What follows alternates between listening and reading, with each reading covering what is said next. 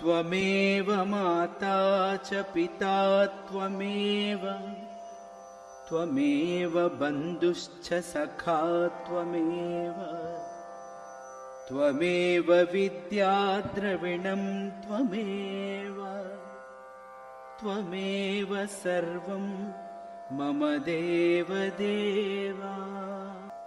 त्वमेव माता च पिता त्वमेव, त्वमेव बन्धुश्च सखा त्वमेव, त्वमेव विद्या द्रविणं त्वमेव, त्वमेव सर्वं मम देवदेव।